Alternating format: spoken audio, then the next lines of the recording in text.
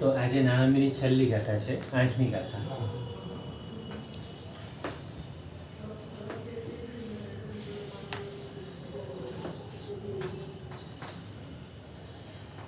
અણિગુહ્ય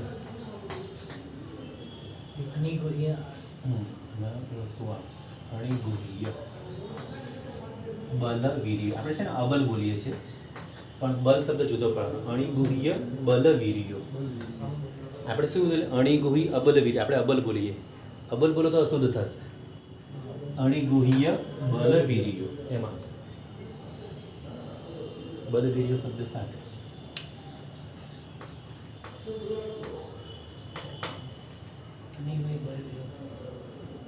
કમાઈ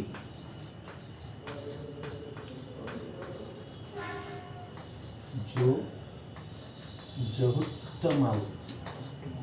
જહુત્તમા રસો છે કે દીકરો છે? ના, રસો છે. ગુસ્સાનું ક્યાં મૂકી દઈએ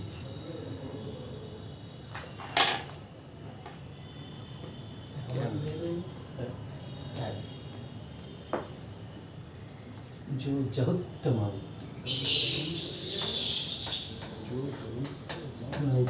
પછી ઝુંજય અજાથામ નાયબ વીર્યાયા. ઝુંજય અજાથામ અને નાયબ વીર્યાયા.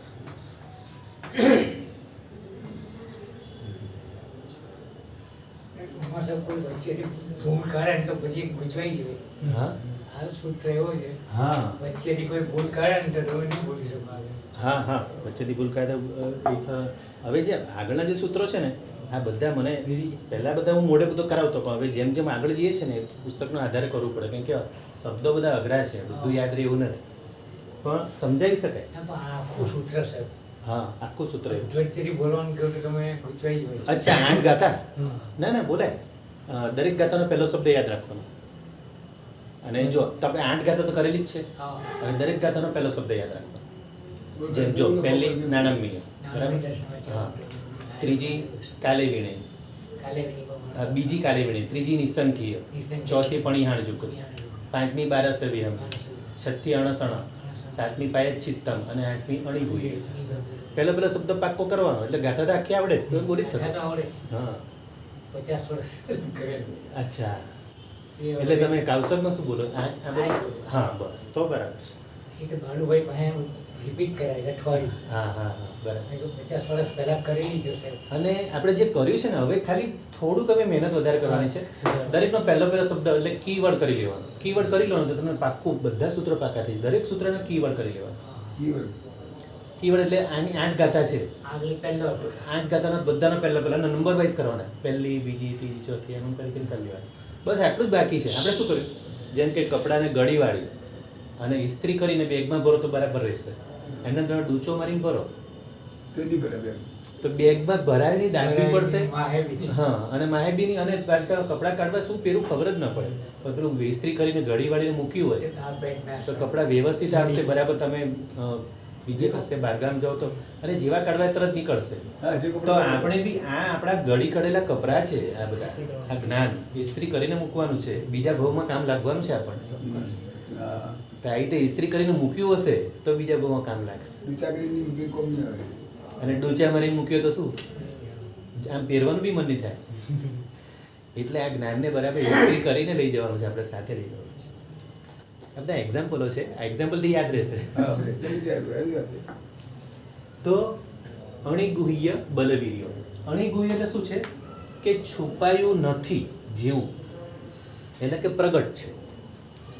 ગુહ્ય એટલે છુપાયેલું, અણિગુહ્ય એટલે કે પ્રગટ છે, જે છુપાયું નથી એવું. અણિગુહ્ય બલવીર્યો. બલવીર્ય, બલ અને વીર્ય. હવે આમાં છે ને બલ અને વીર્ય બે શબ્દ જુદા છે. તો બળ છે ને શરીરની શક્તિ હોય ને એને બળ કહેવાય, અને આત્માની જે શક્તિ એને વીર્ય કહેવાય. હા તો શરીરની શક્તિ અને આત્માનું બળ એટલે આત્માનું વીર્ય, આ બંને ઉત્સાહપૂર્વક છુપાવ્યા વગર આપણે આ બધું કરવાનું છે. આ જે બધી આંખે આચારો જે કીધા પંચાચાર, પાંચે પાંચ આચારો અને એના બધાના જે બધા ગુણો છે, જેમ કે જ્ઞાનાચારના 8, દસનાચારના 8, ચારિત્રાચારના 8, એ બધા અને તપાચારના 12 ભેદ, 6 બાય 6 અભ્યંતર, આ બધું આપણે હવે આ બધામાં વીર્ય શક્તિ કામે લગાડવાની છે. આત્માનું વીર્ય અને શરીરની શક્તિ બંને કામે લગાડવાનું છે. શરીરનું બળ પણ અને આત્માનું વીર્ય એટલે ઉત્સાહપૂર્વક કરવાનું છે. તો ત્યારે આ વીર્યાચારનો આપણને દોષ લાગતો નથી. એટલે કે જો શરીરની શક્તિ હોય, આપણે છેલ્લી ગયા શું કીધી છે પેલો અતિચારમાં કે છતું બળ છતું વીર્ય ગુપયું, રૂડા પંચાંગ ખમાસામાં દીધા નહીં, વાનના તળા આવર્ત વિધિ સાચવ્યા નહીં. બરાબર? તો શક્તિ હોવા છતાં પણ આપણે બરાબર વાંદરા ન દઈએ. કૃષ્ણ મહારાજે કેવા વાંદરા દીધા હશે? 7મી, 6ઠી, 5મી ને 4થી 4 નરકો તોડી નાખ્યું. તો એમણે કેટલા ભાવથી ને ઊભા બરાબર પરફેક્ટ સંદાસાપૂર્વક બરાબર વિધિપૂર્વક એમણે વાંદરા દીધા. અને 18,000 સાધુ ભગવંતોને વિચારો, 7મી નરકનું આયુષ્ય તોડીને સીધી 3જી નરકનું કરી નાખ્યું. એટલે મોટી 7મી, 6ઠી, 5મી ને 4થી એ બધી નરકો તોડી નાખી. તો એમણે કેવા વાંદરા દીધા હશે? તો એમણે પછી થાકી ગયા છે. થાકીને કે મને તો આવો યુદ્ધમાં બી થાક નથી લાગ્યો, એવો થાક આજે લાગ્યો. અને એમને ભગવાન કહે કે થાક તમારો લાગ્યો ને, તમારો થાક ઉતરી ગયો છે. તમારે કેટલી નરકો તૂટી ગઈ તમને ખબર છે? અને પછી થાકી હમણાં કીધા કે થાકી ગયા, પાછા કે પાછો બીજી વાર કરું. કેમ હમણાં થાક લાગેલો હતો? એટલે કીધું નહીં, હવે તમને લોભ લાગે છે. પહેલા તમે ભાવથી કર્યું, એટલે હવે તમે 4 વાર કરશો તો બી હવે નરક નહીં તૂટે. કે હવે તમને ખબર પડી ગઈ. એટલે આપણે બી એવું થાય છે. આપણે બી છે ને, જો કર્મ નિજરા માટે કરીએ તો સારું છે, પણ આપણે લોભને માટે કરીએ છીએ. આપણને ખબર પડી ગઈ કે 99 પેટી આવે છે, તો એના માટે સુપાત્ર, તો 99 પેટી માટે સુપાત્ર નથી કરવાનું, પણ આપણે એ લક્ષ્ય રાખવાનું. મારે જો સાલીપુત્રને 2 તીર્થંકર મળ્યા, એક વર્તમાનના વીર પ્રભુ અને એક ભવિષ્યના શ્રેણિક મહારાજા, જેમણે છત્ર ધર્યું એની દીક્ષા વખતે.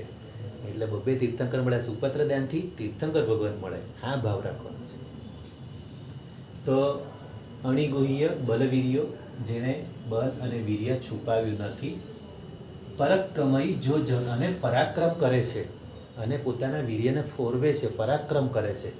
જો જહુત્તમ, તો જે પ્રમાણે તીર્થંકર ભગવંતે જેવું કહ્યું છે તે પ્રમાણે શુદ્ધિપૂર્વક બધી ક્રિયા કરે છે. આ ક્રિયા કરવામાં વીર્યનો ઉપયોગ કરવાનો છે. આપણે બળ અને વીર્ય, શરીરનું બળ અને આત્માનું વીર્ય ફોરવવાનું છે. એટલે બરાબર શ્રદ્ધાપૂર્વક કે મારા પ્રભુએ કહ્યું છે, મારા પ્રભુએ જે પ્રમાણે મારા પ્રભુએ કહ્યું છે એ પ્રમાણે જુંજય અજાથામ. જુંજય માટે શબ્દ શું છે? પ્રવર્તે છે. અને આઉત્તો એટલે કે જે પ્રમાણે તીર્થંકર કહ્યું છે એ જ પ્રમાણે આઉત્તો એટલે કે ક્યાં ગયો શબ્દ? સાવધાન થઈને, બરાબર જાગૃતિ રાખીને અને એ પ્રમાણે જુંજય પ્રવર્તે છે. જહાથામ, પોતાની શક્તિને અનુસરે.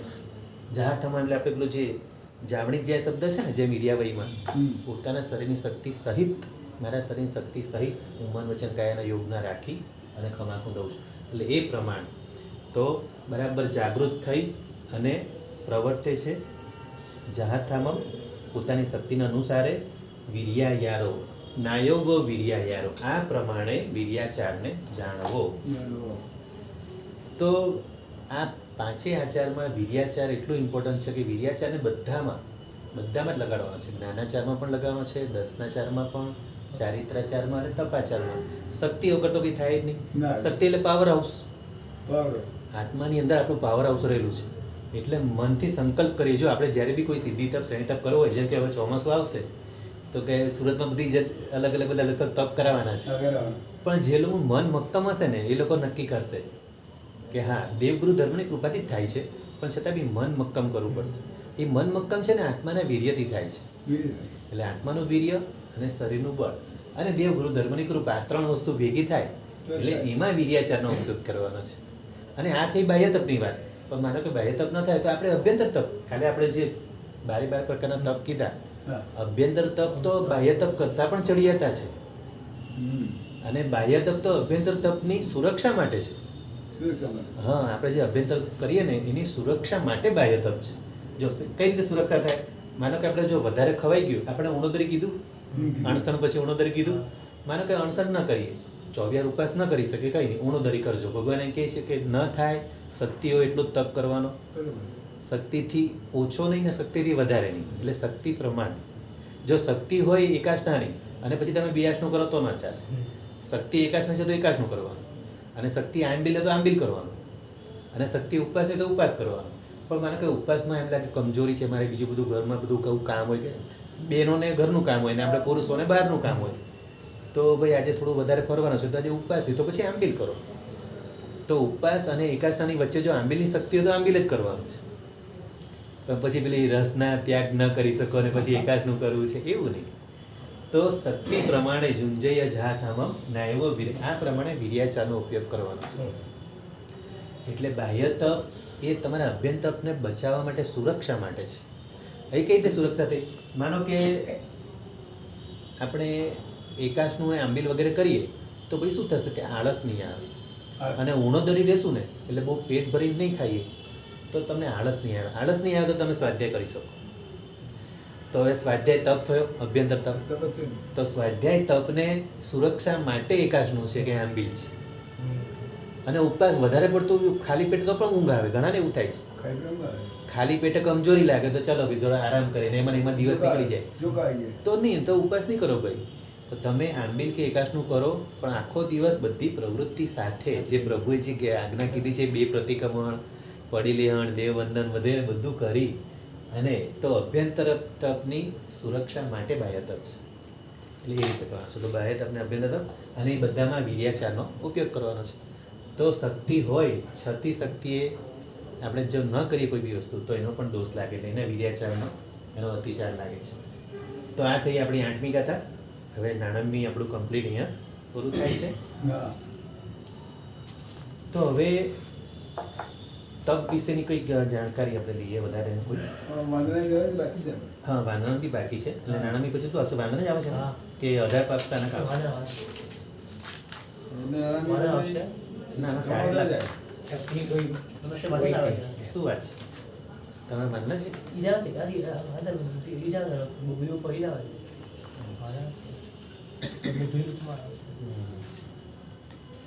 હા, સીધું વાંદના છે. વાંદના પછી 7 લાખ છે, બરાબર છે. સુગુરુ વાંદના. જો વાંદનાનું બીજું નામ છે સુગુરુ વાંદના, બરાબર. ઓકે, વાંદના છે. તો ચલો હવે આજે વાંદના પણ ચાલુ કરી. આ તો પેલી એક જ ગાથા બાકી હતી એટલે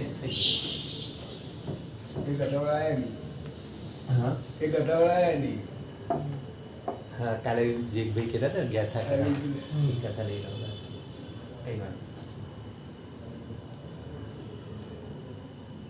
તો આજે જે છે આપણે સુગુરુ વાંદના. જો હમણાં જ આપણે કૃષ્ણ મહારાજાને યાદ કરે ને, એ જ છે આ વાંદના, સુગુરુ વાંદના. આનું બીજું નામ છે દ્વાદશ આવર્ત વંદન. આમાં જો નામમાં પણ બધું, એમાં પણ લોજિક રહેલું છે. દ્વાદશ આવર્ત વંદન જે કંઈ નામ છે ને એમાં પણ બધું એનું સેકન્ડ નામ છે. દ્વા એટલે 2, 10 અને આવર્ત એટલે ફરવું. આવર્ત એટલે ફરવું, અને એ રીતે વંદન કરવું. તો 2 + 10 એટલે કેટલા થયા? 12 આવર્ત કરીને વંદન કરવાનું છે.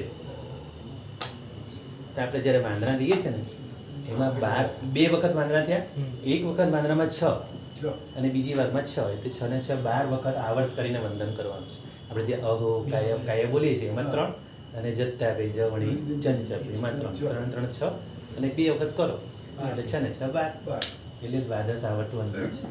પણ આ દ્વાદશ આવર્ત વંદનમાં કેટલી તાકાત છે! આપણે કૃષ્ણ મહારાજનો બેસ્ટમાં બેસ્ટ દાખલો છે કે જેમને વાસુદેવને તો 7મી નરકમાં જવાનું હોય, પણ એમણે આ આવર્ત દ્વાદશ આવર્ત વંદન 18,000 સાધુ ભગવંતોને, નેમિનાથ ભગવાનના 18,000 સાધુ ભગવંતોને એટલા ભાવથી વંદન કર્યા એમણે. અને બરાબર વિધિપૂર્વક, શુદ્ધિપૂર્વક, ઉચ્ચાર શુદ્ધિ બરાબર, મુપત્તિ પડીલેહણ પૂર્વક, એટલું શુદ્ધિથી એમણે એટલા ભાવથી વંદન કર્યા ને, અહોભાવપૂર્વક, કે ધન્ય છે આ સાધુ ભગવંતોને. પોતાને દીક્ષા લઈ નથી શકતા પણ સાધુ ભગવંતો પ્રત્યે એટલો અહોભાવ છે. અને પાછું આ વંદન તો કર્યા, પણ એમને પાછું જાહેરાત પણ કરેલી કે જેમને કોઈને દીક્ષા લેવી હોય દ્વારિકા નગરીમાં કે બહાર કોઈને પણ, જાઓ નેમનાથ ભગવાન પાસે જાઓ, જઈને દીક્ષા લો. પોતાના પરિવારના પણ બધાને કીધેલું અને આખા નગરજનોને કીધું, જેને પણ દીક્ષા લેવી તે લો. તમારે કોઈ પણ જાતની તકલીફ હશે, બધી તકલીફ હું દૂર કરીશ. આર્થિક કે કોઈ પણ સામાજિક કોઈ પણ મુશ્કેલી હશે, હું બેઠો છું, પણ તમે બધા દીક્ષા લો. હું નથી લઈ શકતો, પણ તમે બધા લો દીક્ષા. અને આમ કરીને એમણે શાહીક સંકેત બંધાવ્યું દીક્ષા માટે. અને આજે વંદન કર્યું દ્વાદશ, એમાં તીર્થંકર નામ કરવું બાંધ્યું. 18,000 સાધુ ભગવાનનું વંદન કરીને તીર્થંકર નામ કરવું બાંધ્યું. શ્રેણી કૃષ્ણ મહારાજ કુમાર પણ ક્યાં છે? કૃષ્ણ મહારાજા આ દ્વાદશ કુમાર પણ ક્યાં નરકમાં જવાના હતા? વાસુદેવ હોય ને, વાસુદેવના નરકમાં જવાનું હોય. મોટા ભાગે પ્રતિ વાસુદેવને 99 કરીને આવેલા, એટલે એને નરક એમનું નક્કી હોય. પણ એ નરકમાં બી 7માંથી 4 નરક, મોટી 4 નરકો તોડી. એટલી તાકાત આ દ્વાદશ આવત એટલે સુગુરુ વાંદરા છે. એટલે કેટલું ઇમ્પોર્ટન્ટ છે આ સમજીએ. અને હવે એનું ઇમ્પોર્ટન્સ સમજી, હવે એના અર્થ કરી અને હવે આપણે વાંદરા કરીએ ત્યારે કૃષ્ણ મહારાજાને યાદ કરવાના છે કે એમનું શાહીક સંકેત કેવું હશે અને કેવી ભાવથી એમણે કર્યું હશે. કેટલો એમને ધર્મ પ્રત્યે, કેટલો સાધુ ભગવાન પ્રત્યે કેટલો બહુમાન હશે એમને. ચાલો તો આપણે પહેલો શબ્દ છે હા. હા, એવું નહીં કે ભાઈ મારા ભાઈ તો પણ એટલે નેમિનાથ તો પાછા એમનાથી નાના હતા. કૃષ્ણ મહારાજા તો મોટા હતા. તીર્થંકર તો એમનાથી નાના હતા એટલે ઉંમરમાં. બાકી આમ તો પદમાં તીર્થંકર જ પદ મોટું હોય. રસ્તો નહીં બતાવી શકે શોર્ટકટ. એ તો એમણે ચોખ્ખું કીધું કે તમારી 7મી નરકમાંથી તમે હવે 4 નરકો તૂટી ગઈ. ચોખ્ખું તો કીધું 3જી નરકમાં તમારે જવું જ પડશે. કરવા માટે એમ હવે કોઈ રસ્તો જ નથી. શાસ્ત્રમાં બીજી કઈ એવા રસ્તા હોય તો નહીં બતાવ્યા. તો કીધું ને કે આ તમારી 4 નરકો તૂટી, એટલે આનાથી જ તૂટી. પણ આ તમે ભાવ જો હજી થોડો વધારે કર્યો તો કદાચ. પણ જો વાસુદેવનું એવું છે ને કે 99 કરીને એટલે નરકમાં તો જવાનું તો હોય જ. એટલે એમાં તો એટલે એમના નિકાચિત કર્મો જે બાકી હતા એટલા રહ્યા, અને બાકીના જે અનિકાચિત હતા એ બધા તૂટી ગયા. હા, એટલે જે હવે જે 3 નરકના જે કર્મો એવા છે કે જે ભોગવવા જ પડે એવા છે, હવે એનો છૂટકો નથી. તો પછી એના માટે તો કોઈ રસ્તો હોય. તો સૌથી પહેલા આપણે શું, પહેલા તો ઈચ્છામી ખમાસમનો મંદિર હું જાણવી જે નિસી, અહીંયા સુધી તો એ જ આવે છે. આપણે ખમાસમાં જે અર્થ લીધેલા છે એટલે જ. હવે શબ્દ આવશે પહેલો અણુજાણ, એટલે કે મને આજ્ઞા આપો. તો પહેલો શબ્દ શું છે? અણુજાણ. અણુજાણ એટલે આપણે આજ્ઞા માંગીએ છીએ ગુરુ ભગવાન પાસે, એટલે કે મને આજ્ઞા આપો.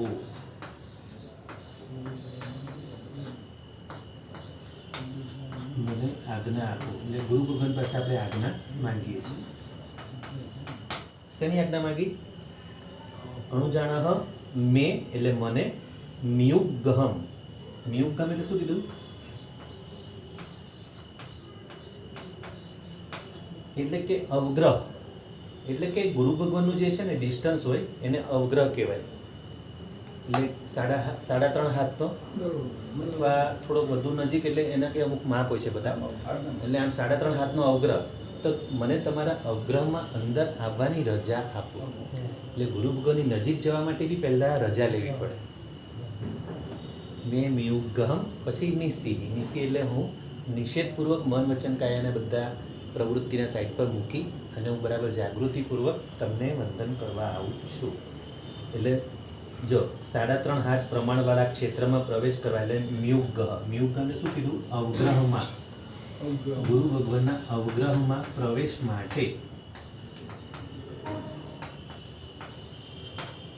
માટે રજા માંગી રહ્યા છે. મને રજા આપો, આજ્ઞા આપો આપના અવગ્રહમાં પ્રવેશ કરવા માટે. હવે ગુરુ ભગવાન પાસે નજીક જઈને શું કરવું છે? મારે હવે ક્ષમા માંગવાની છે. એટલા માટે બરાબર. અણુજાણ મે મ્યુગહમ નિસી. નિસી એટલે ગુરુ વંદન સિવાય હવે બીજો બધો વ્યાપાર જેને નિષેધ્યો છે. નિસી એટલે નિષેધ, એટલે આપણે ખમાસનામાં જોઈ ગયા છે. એટલે મન વચન કાયાથી બીજી બધી વસ્તુનો ત્યાગ. મનમાં સાંસારિક વિચારોનો ત્યાગ, વચનમાં સાંસારિક વાતોનો ત્યાગ અને કાયાથી સાંસારિક ક્રિયાઓનો ત્યાગ. હવે કીધું અહો કાયમ કાય. અહો કાયમ એટલે કે અધ કાય. અહો કાયમ શબ્દ શું છે? અહો એટલે અધો અને કાયમ એટલે શરીર, બરાબર. એટલે કે ગુરુ ભગવાનનું અધો એટલે કે હવે પગથી નીચેનું શરીર એટલે ચરણ, ગુરુ ભગવાનના ચરણો.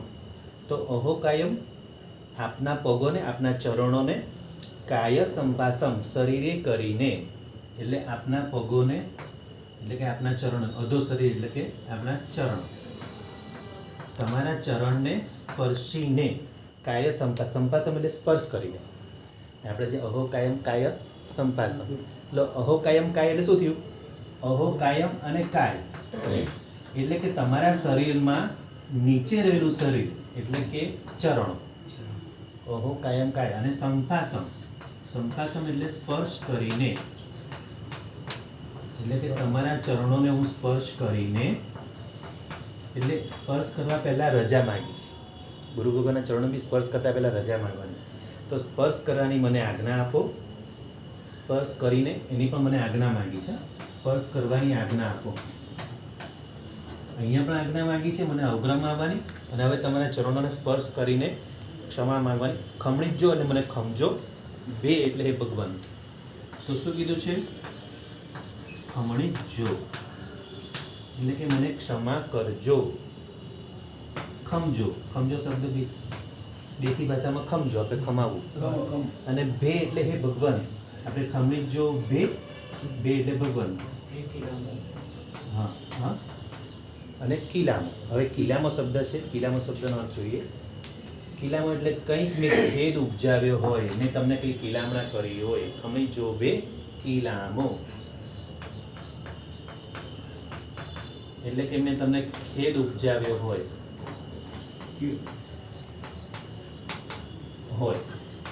એટલે એની ક્ષમા માંગુ છું, બરાબર. જો અબુઠિયામાં ક્ષમા માંગેલી છે આપણે અબુઠિયામાં, તો આ એના કરતાં થોડું વધારે ઉત્કૃષ્ટ છે વંદન. અપકિલંતાણમ એટલે કે અલ્પ જ્ઞાની વાળા, અપકિલંતાણમ એટલે આ ગુરુદેવનું આ સ્વભાવ છે કે ગુરુદેવ અલ્પ જ્ઞાની વાળા હોય. ગુરુ હંમેશા એનું મૂળ પ્રશંસા હોય, પ્રસન્ન હોય એમનું મૂળું, અને મોઢા પર એમને વિષાદ વગેરે ન હોય, અને કોઈના પ્રત્યે તિરસ્કાર નહીં, ક્રોધ નહીં, દુર્ભાવ નહીં, હંમેશા હસતું મોઢું એટલે કે અલ્પ ગ્લાની વાળા. અલ્પ એટલે અલ્પ કે ઓછા ગ્લાની વાળા, એટલે મોઢા પર હંમેશા જેમને સ્મિત હોય એમને કહેવાય અલ્પ ગ્લાની વાળા. કેવા ગુરુ ભગવાન, બરાબર. અલ્પ ગ્લાની વાળા. બહુ સુભેણ બે દિવસો વૈકંતો, ઘણા સમાધિ ભાવે કરી અને દિવસ તમારો વીત્યો. અને શું પૂછ્યું? તમારો દિવસ કેવો વીત્યો? બહુ સમાધિ, બહુ સુભેણ બે, બહુ સુભેણ બે દિવસો વૈકંતો. સુભેણ એટલે કે સમાધિ, બહુ સુભેણ એટલે ઘણા સમાધિ ભાવે કરીને, બહુ સુભેણ. અને પાછો બે શબ્દ એટલે પાછો ભગવંત આવશે, બરાબર. એટલે આમાં તો ભગવંત આવી ગયું છે. બહુ સુભેણ બે દિવસો વૈકંતો એટલે દિવસ કેવો? હા, વૈકંતો એટલે પસાર થવાનો. વૈકંતો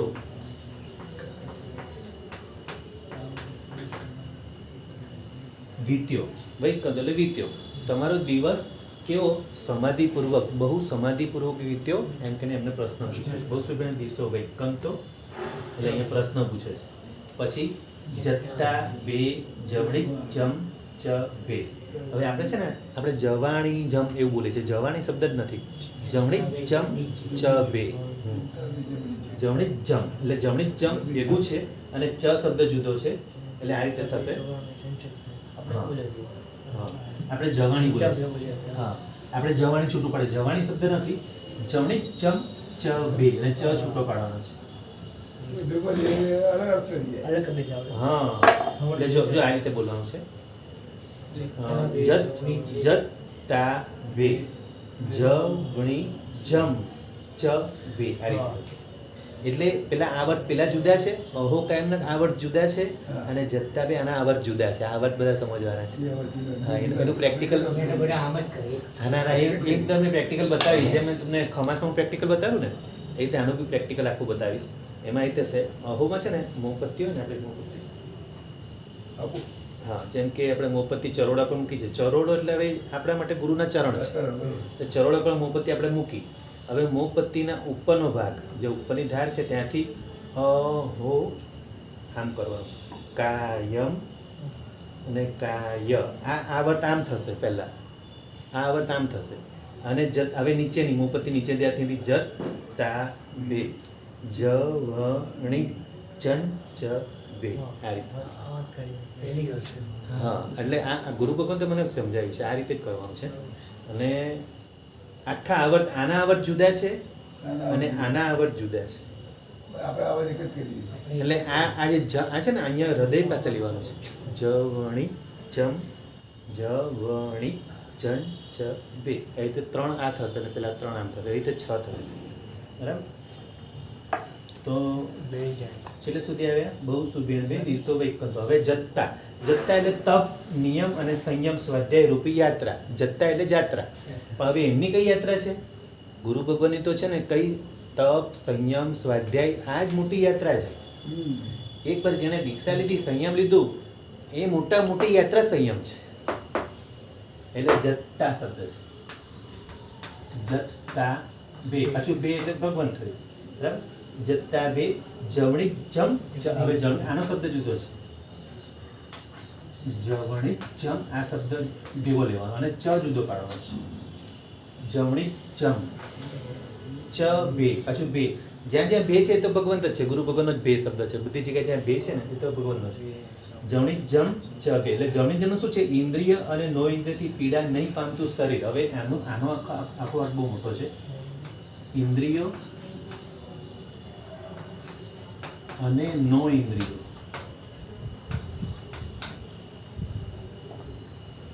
નો ઇન્દ્રિયથી પીડા નહીં પામતું ઇન્દ્રિયોથી પીડા નહીં પામતું આપણું શરીર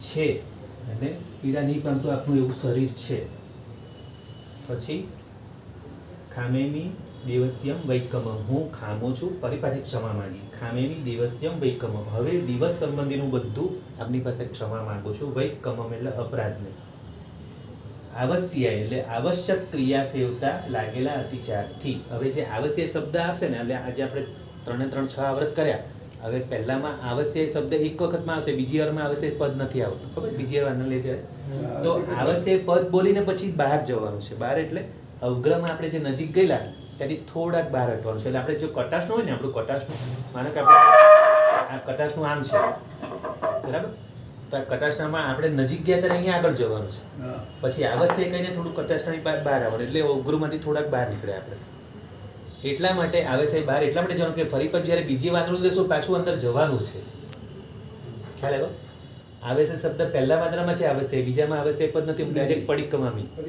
અને બીજી વારમાં પછી હવે બીજી વારમાં હવે પાછા જ્યારે ઊભા થઈએ ને ત્યારે પડીકામાં બોલીને ત્યાં ગુરુ પાસે જ ઊભા રહેવાનું છે ત્યાં આવશ્ય પદ નથી એટલે આવશ્ય પદ બોલીને જરાક પાછા ખસવાનું છે પહેલા વાંદરામાં અને બીજી વાર આવશ્ય પદ નથી એટલે ત્યાં જ ઊભા પડીકમામી ખમાસવણાણમ દેવસ્ય આસાયણા એ પદ આખું પૂરું કરવાનું છે એટલે આ બંને વાંદરામાં આ થોડું યાદ રાખો ધ્યાન રાખવાનું હા આ બધું કઈ નહીં હું બધું પ્રેક્ટિકલ શીખવાડીશ તમને બધું હા તો આ એ તો આ બધું આપણે એમને વગર વિધિ જ બધું કરીએ છીએ અને પાછું અને મોટા ભાગે તો બેઠા બેઠા જ કરીએ 100% વાળી 50% પુણ્યની મળતું હવે બેઠા બેઠા કરીએ તો કોઈ લાભ જ નથી જેમ ખમસનું કીધું ને ખમસનું બેઠા બેઠા તો ઠીક છે હવે ક્રિયા પૂરતું ક્રિયા થાય છે પણ કંઈ લાભ નથી મળતો આત્માને કોઈ લાભ થતો નથી એને જો ઊભા ઊભા સતત સંડાસાપૂર્વક હોય તો સૌથી બેસ્ટ લાભ એ છે અથવા પેલું મધ્યમ ઊભા લઈને દઈએ તો બી થોડો ઘણો લાભ મળે પણ બેઠા બેઠા તો કોઈ લાભ નથી શોર્ટકટ બેઠા બેઠા કોઈ રસ્તો બતાવો કોઈ બોલતા નહીં તમારે આ રીતે તમે બધું તમારે કોઈ મારા નથી કરતા. ના એ તો એમને જાણવા માટે બધું પૂછે બરાબર તો જો ત્યાં સુધી તો સાહેબ ઉભા ઉભા જ પ્રતિક્રમણ કર્યું છે બહુ સરસ સરસ કરવું જોઈએ જો આ બધા મોટા મારા સાહેબ પૂજ્ય ભુવનબાનું મારા સાહેબ પૂજ્ય પ્રેમસુરી દાદા હોય બધા જ કે આ પૂજ્ય કુલચંદ્ર આમના બી આપણે જુઓ ઊભા જ પ્રતિક્રમણ કરે છે આ 94 વર્ષની ઉંમરે અત્યારે પૂજ્ય કુલચંદ્ર મારા સાહેબ એ બી પ્રેમસુરી દાદાના શિષ્ય છે ઊભા જ કરે છે બધી છેલ્લી દીક્ષા એમની હા પ્રેમસુરી દાદાની એ તો આપણને યાદ છે પણ આપણે જે પ્રતિક્રમણ કરે તે એ યાદ રાખો. આપણે ઉભા ઉભા કરે છે એ રાખો. એ આપણે યાદ રાખવાનું. એટલે એમના જ શિષ્ય છે, એની બી એવા જ હતા, પ્રેમ સુરી દાદા બી એવા જ હતા. સેમ જ act. તો બસ આપણે એમને જોઈને પણ શીખવાનું છે કે ઉભા ઉભા જ પ્રતિક્રમણ કરવું જોઈએ. તો આ જો વાંદના આવી રીતે બરાબર વિધિપૂર્વક કરશું ને, અને એને કઈ મુદ્રા કહેવાય? યથાજાત મુદ્રા. યથાજાત મુદ્રા આપણે પગ પહોળા રાખીને જે હાથ રાખીને કરીએ છીએ, યથાજાત મુદ્રા. એટલે કે બાળક જન્મ્યું પહેલાં માના ગર્ભમાં જ્યારે બાળક હોય કઈ મુદ્રામાં હોય છે, એ જ મુદ્રાને આ યથાજાત મુદ્રામાં વાંદરા દેવાના છે. બહુ લાભ છે આ તો, મોટો લાભ છે વાંદરા. એટલે ગુરુવંદનના જે 3 પ્રકારો કીધા, એક આપણે ફિટ્ટા વંદન, ઉભા ઉભા મધ્ય વંદામી કરી આપણે જેમ ત્રિકા વંદના કરીને જતા રહીએ, એ ફિટ્ટા વંદન. પછી બીજું થોપ વંદન, એટલે અંગૂઠીઓ કરે થોપ વંદન. અને આ ત્રીજું દ્વાદશ આવર્ત વંદન. સૌથી ઉત્કૃષ્ટ વંદન આ છે કે કૃષ્ણ મહારાજાને 4 નરકો તોડી નાખી, એવું ઉત્કૃષ્ટ વંદન છે આ. એટલે આને તો બરાબર સમજી લેવા જેવું છે. તો શું કીધું આપણે આગળ? પીડા નહીં પામતું આપણું શરીર છે, જવણી જન ચંપે. બરાબર? ઇન્દ્રિયો અને નો ઇન્દ્રિયોથી પીડા નહીં પામતી. પછી શું કીધું? ખામેમી, હું ખામું છું, દેવસ્યમ દિવસ સંબંધી, ભાઈ કમમ અપરાધ નહીં. એટલે મેં દિવસે મેં જે કંઈ અપરાધ કર્યા છે બધા હું ક્ષમા માંગુ છું. હવે આવશ્ય એટલે આવશ્યક ક્રિયા સેવતા લાગેલા અતિચારથી. એટલે જે આવશ્યક બધી જે ક્રિયાઓ ભગવાને કીધી છે કરવાની, અને એમાં પણ મેં આળસ કરી, પ્રમાદ કર્યો, એમાં જે કંઈ દોષ લાગ્યો, એ બધાની હું ક્ષમા માંગુ છું. આવશ્યાય પડી કમામી ખમા સમણાનો દેવસ્યાય આશાયણા. એ દિવસ સંબંધી જે બધી આસાધના થઈ, પછી એ બધું આગળ તિત્તિ સન્નરાય એટલે 33 આસાધના, ગુરુ ભગવાનની 33 આસાધના, તિત્તિ સન્નરાય શબ્દ છે. બરાબર? એ શબ્દ આ રીતે બોલવાનો છે. બરાબર? તિત્તિ સન્ન યરાય, ય સાથે બોલવાનું છે. એ શબ્દ બરાબર પરફેક્ટ બોલવાનો છે.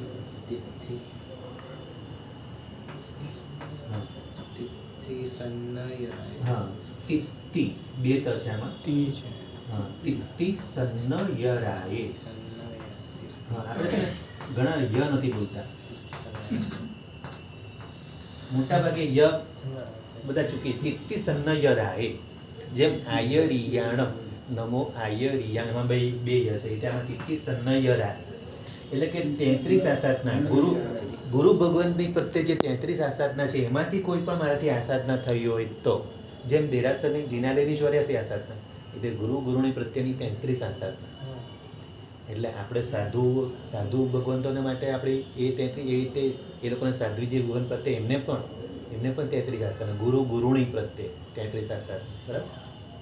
તો આ 33 આસાધનામાંથી કોઈ પણ મેં આસાધના કરી હોય, જમ કિંચી જે કંઈ પણ મિથ્યાત્વ ભાવરૂપ મેં આસાધના કરી હોય, મન દુકડાય, વય દુકડાય, કાય દુકડાય, મન સંબંધી, વચન સંબંધી અને કાય સંબંધી. કોહાય, માણાય, માયારૂપાય, ક્રોધરૂપ આસાધનાય, માયારૂપ આસાધનાય, લોભરૂપ આસાધનાય અને માયા, ક્રોધ, માન, માયા. માન એટલે અહંકાર, ક્રોધ, માન, માયા, લોભ. આમ 4 પ્રકારે ક્રોધરૂપ, માનરૂપ, માયારૂપ અને લોભરૂપ. અને સર્વકાળ સંબંધી એટલે કે ભૂતકાળ, વર્તમાનકાળ ને ભવિષ્યકાળ. એટલે આવતીકાલથી પણ મારાથી ભૂલ થવાની, તેની પણ અત્યારથી ક્ષમા માંગી રહું છું. એટલે સર્વકાળ સંબંધી, સર્વકાળમાં 3 કાળ આવી ગયા, ભૂતકાળ, વર્તમાનકાળ અને ભવિષ્યકાળ. પછી મિથ્યા ઉપચાર, કૂળ, કપટ રૂપ આસાધના કરીને, સર્વ ધર્માય કમણાય, સર્વ ધર્મ કરણીને અતિક્રમવા રૂપ. એટલે ધર્મની કરણીમાં પણ મેં કંઈ અતિક્રમ કર્યું હોય, આપણે કાલે આગળ બોલીએ શબ્દ અતિક્રમ, વ્યતિક્રમ, અતિચાર ને અનાચાર, એમાંનો અતિક્રમ કર્યું હોય તો.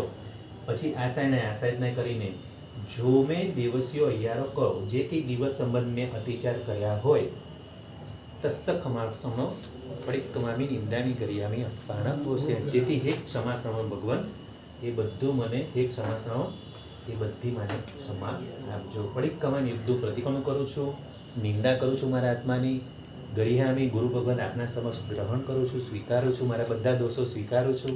પડિક્કમા નિંદામી ગરિયામી અપાણમ વોસીરામી, મારા એવા પાપિષ્ટ આત્માને હું વોસીરાવું છું. એ મેં જે ભૂલો કરી, જે 33 આસાધનામાંથી કોઈ પણ આસાધના કરી, એ બધી ક્ષમા. આ રીતે ભાવથી જ્યારે આ ક્ષમા માંગીએ, આ તો હજી પહેલી વાર વાંદરું, હવે બીજી વારનું વાંદરું, આ રીતે 2 વાર, એટલે 6 ને 6 12 આવક થયા. આ રીતે 2 વખત ભાવપૂર્વક આપણે ક્ષમા માંગીએ તો નરક બધું તૂટી જાય, નિગોદ પણ તૂટી જાય. આપણી નરક તો કંઈ નથી, નિગોદ પણ તૂટી જાય. આપણે ભાવથી વાંદરા કરવાના છે. આવા વાંદરા આપણને મળ્યા છે. આ જીન શાસનમાં આપણે આપણે બધા ભાગ્યશાળી છીએ. આવું સરસ જૈન શાસન મળ્યું છે, આવા સરસ ઉત્કૃષ્ટ વાંદના આપણને મળ્યા છે. ગુરુવંદનના 3 પ્રકારના વંદન: થોપ વંદન, પહેલું ફિટ્ટા વંદન, થોપ વંદન અને આ દ્વાદશ આવર્ત વંદન. ત્રણે એક વાર કોને ડિટેલમાં હા, ત્રણે એક વાર કહે. થોપ જો પહેલા ફિટ્ટા વંદન, આપણે રસ્તામાં ગુરુ બોલે મધ્યમ વંદન બોલી એને કહેવાય ફિટ્ટા વંદન. અને આપણે અગુટ્યો કરીએ થોપ વંદન. એટલે થોપ એટલે ફિટ્ટા, ફિટ્ટા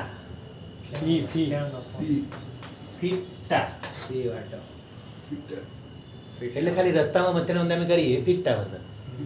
અને થોપ વંદન આપણે અગુટ્યો કરીએ થોપ એટલે કે ગુરુ ભગવાનને થોભાવીને બેસાડીને જે આપણે વંદન કરીએ છીએ, જેમ પ્રવચનમાં વ્યાખ્યાનમાં કરીએ, એ થોપ વંદન. અને આ દ્વાદશ આવર્ત વંદન, આ માટે સ્ટાર્ટિંગમાં લખેલું હતું દ્વાદશ આવર્ત વંદન એટલે શું? ગુરુવાંદના. આ ત્રીજું, આ ઉત્તમ વંદન આ છે. અને હજી આનાથી પણ ઉત્તમ આવશે આયર્ય ઉવજ્જાય. એમાં તો 14 રાજલોકના બધા જીવોને માફી આવી જાય છે. આયર્ય ઉજ્જય શબ્દ હજી આગળ આવશે, એ આગળ લેશું આપણે. એમાં આયર્ય ઉજ્જયમાં ગુરુ ભગવંતોની માફી, સકળ સંઘની માફી, 3 ગાથા છે. અને છેલ્લી 14 રાજલોકમાં રહેલા બધા જીવરાશિની માફી માંગી છે. સર્વસ્વ જીવરાશિ સ. એટલે એ આયર્ય ઉજ્જય તો સૌથી ઉત્તમ છે.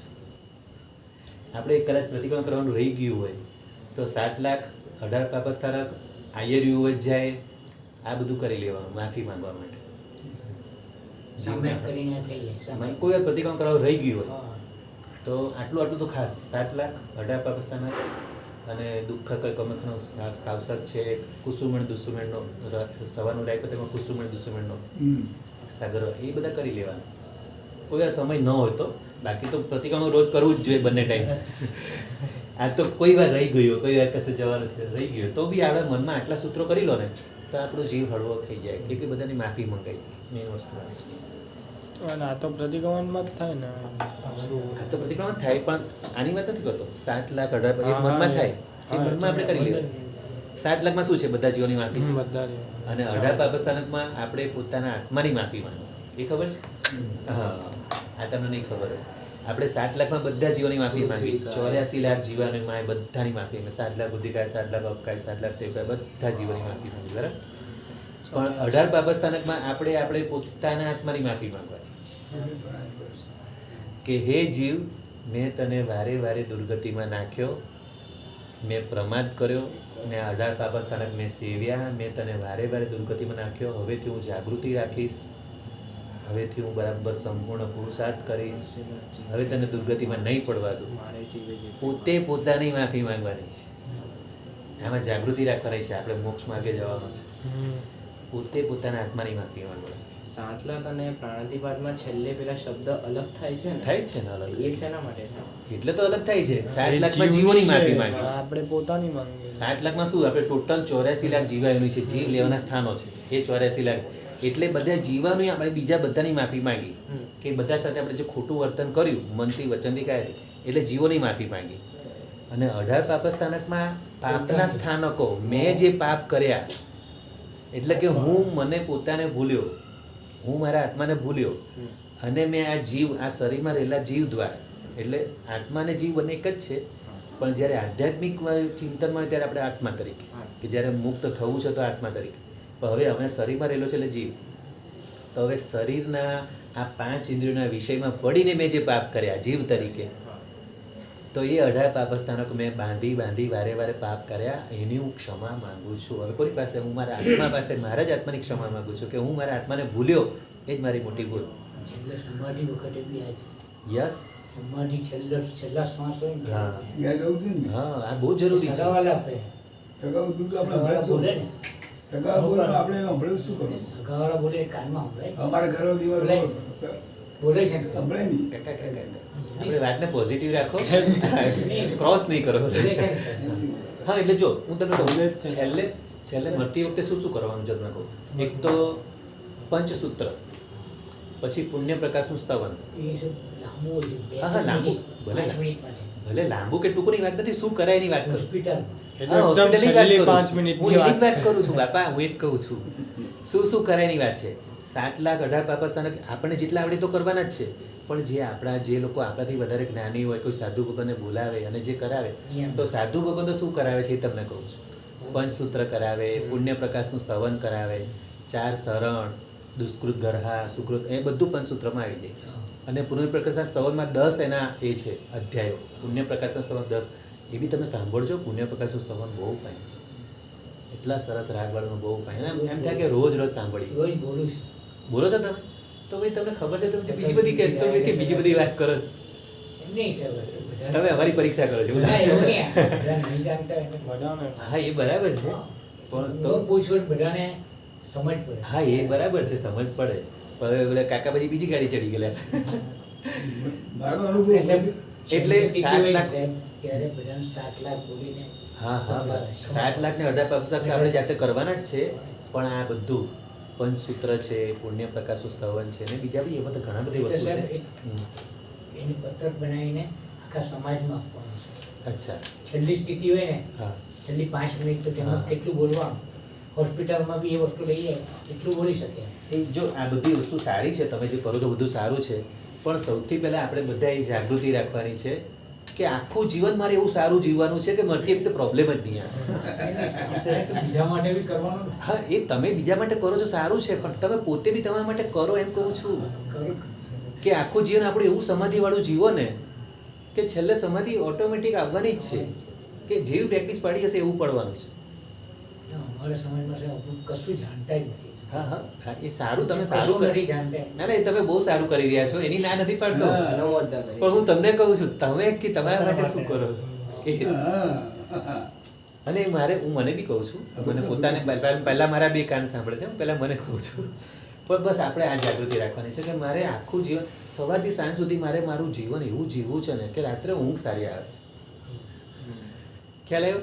કોઈને કંઈક ગમે ત્યાં શબ્દો બોલાઈ ગયા પછી રાત્રે ઊંઘ કે ત્યાં ના આવે કે અરે મારે હવે આમ પસ્તાવો થાય. એના કરતાં એવું બોલવું જ નહીં કે પસ્તાવો થાય, અને એવું કંઈ કરવું જ નહીં, એવું વિચારવું, એવું અનુતિ કરવી જ નહીં, કોઈ પણ જાતની અનિતિ ન કરવી, કંઈ અપ્રામાણિકતા એવું કંઈ કરવું જ નહીં.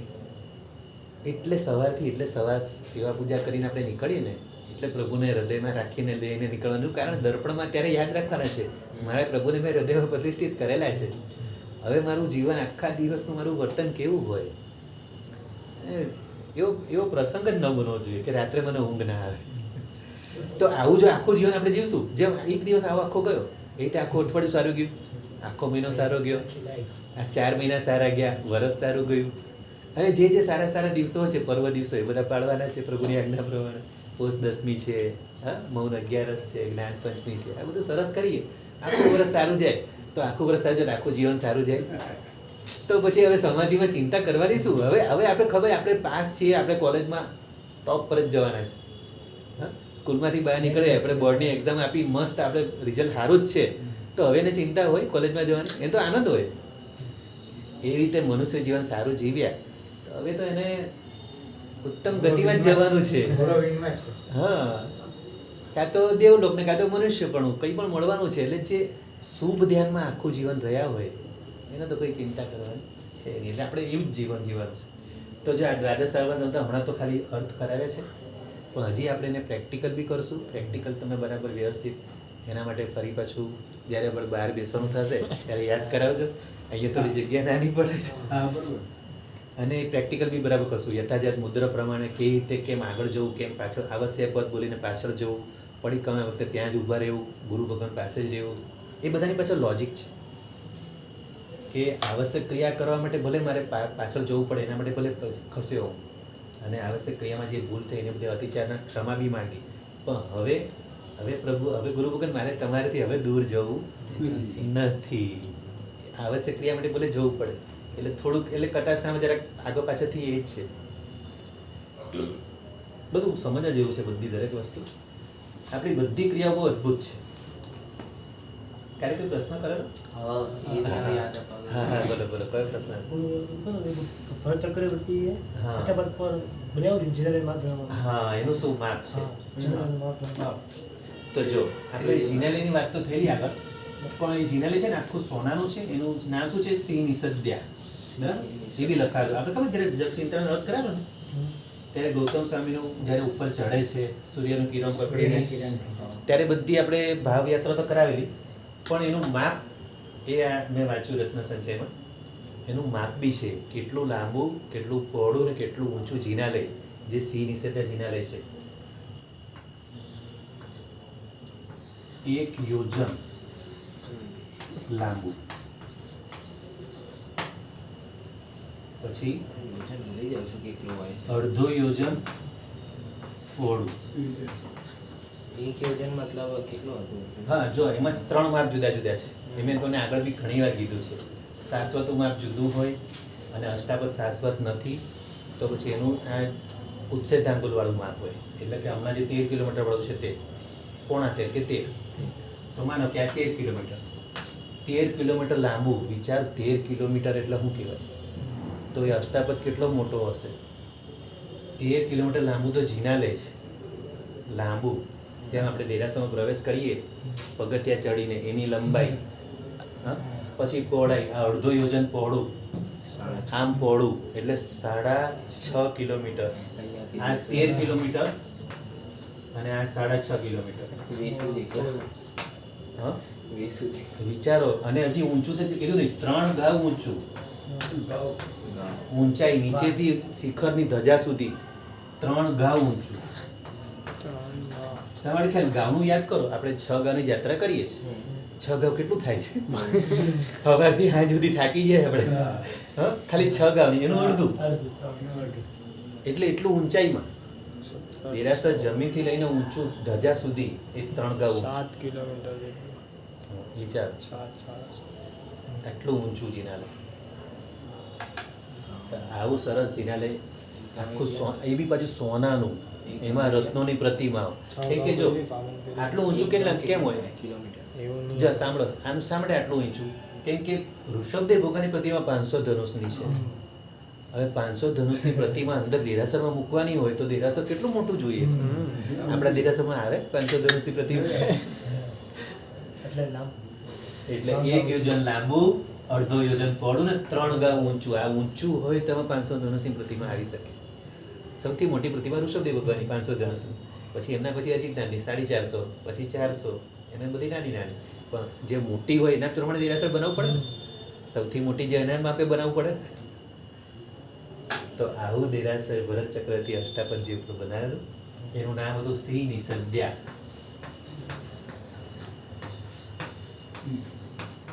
નિષદ્યા,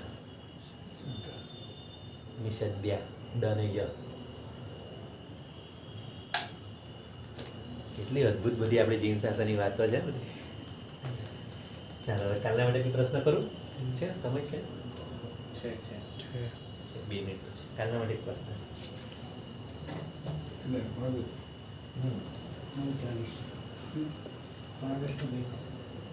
કઈ નહીં, આજે આપણે વાંદના સૂત્ર તો થઈ ગયું ફર્સ્ટ ક્લાસ.